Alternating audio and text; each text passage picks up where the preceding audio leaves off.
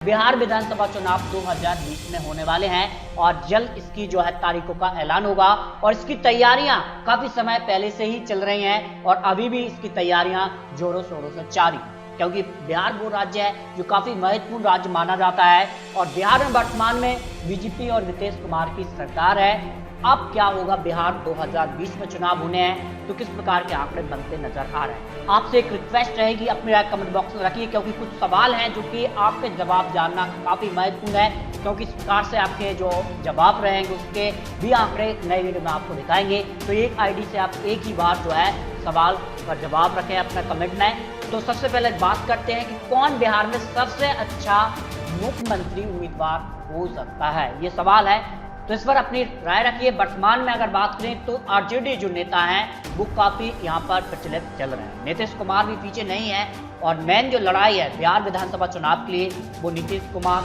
और आरजेडी यानी तेजस्वी यादव के बीच ही होगी।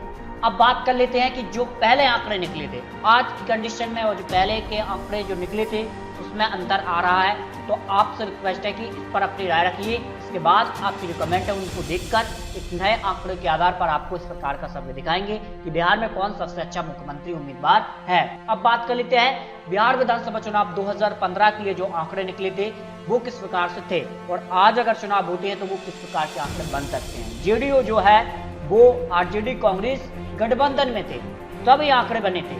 अब आंकड़े कुछ और बदलते नजर आ रहे हैं, क्योंकि अब जो यहाँ पर अनुमान है कि जेडीयू और बीजेपी का गठबंधन इस चुनाव में रहेगा, क्योंकि वर्तमान में की ही सरकार है और कांग्रेस और आरजेडी का गठबंधन होता है तो फिर किस प्रकार के आंकड़े बनते हैं। अगर बात करें जेडीयू को 2015 में 71 सीटें हासिल हुई, सबसे बड़ी पार्टी आरजेडी बनी, 80 सीटें हासिल हुई, कांग्रेस को 27, बीजेपी 53, एलजेपी 2, हम पार्टी को 1, आरएलएसपी को 2, उधर के लिए 3 और इंडिपेंडेंट के खाते में 4 सीट बिहार विधानसभा चुनाव 2015 में गई।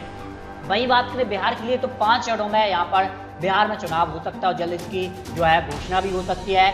अगर बात करें तो जो पहला 2015 में चुनाव हुए थे लगभग उसी अगर बेस पर चुनाव हुए तो लगभग 12 अक्टूबर को पहला चरण का चुनाव होगा, दूसरा चरण 16 अक्टूबर को, तीसरा चरण 28 अक्टूबर को और चौथा चरण 1 नवंबर और 5वां चरण 5 नवंबर को यहाँ पर संपन्न होगा। मतगणना इसकी लगभग 8 नवंबर के आसपास हो सकती है। अगर इस प्रकार की जो चुनावी घोषणाएं होती है तब यहाँ पर आ सकते हैं। अब बात करते हैं बिहार विधानसभा चुनाव 2020 के लिए गठबंधन किस प्रकार के बन सकते हैं, क्योंकि गठबंधन ही तय करेंगे बिहार में किस प्रकार की सरकार बनेगी और लेकिन गठबंधन किसके साथ होगा। क्या कांग्रेस आरजेडी का एक बार फिर से हिस्सा बनता है तो सीट शेयरिंग को लेकर क्या यहाँ पर आंकड़े बनेंगे, कांग्रेस आरजेडी कितनी सीटों पर चुनाव लड़ सकते हैं। अब बात कर लेते हैं बिहार के लिए बीजेपी और जेडीयू का जो गठबंधन है वर्तमान में सरकार में है, लेकिन बीजेपी यहाँ पर दावा रख रही है, कई ऐसे बीजेपी के जो कार्यकर्ता हैं कि इस बार वो अकेले ही चुनावी मैदान में उतरते हैं। तो फिर क्या होगा बिहार में,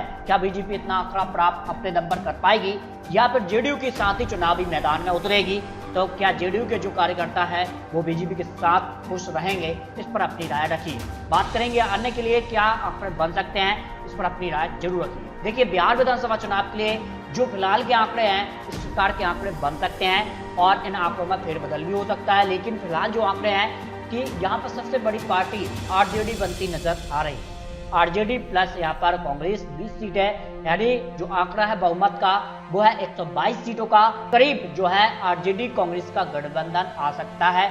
अगर महागठबंधन हो जाता है बिहार विधानसभा चुनाव के लिए तो फिर कांग्रेस आरजेडी यहाँ पर जो बहुमत का आंकड़ा है उसके पास पहुंचती नजर आ रही है। भाई बात कर लेते हैं बीजेपी के लिए तो बीजेपी है अपने दम पर 60 सीटें और यहाँ पर जेडीयू के साथ जो है 60 सीटें, यानी 120 का आंकड़ा बीजेपी और जेडीयू को भी मिल रहा है, लेकिन पूर्ण बहुमत तक अब पहुंचते नजर नहीं आ रहा है, कुछ सीटों की जरूरत होगी। एलजेपी की अगर बात करें तो फिलहाल उनका दावा है कि वो अकेले चुनावी मैदान में उतरेंगे।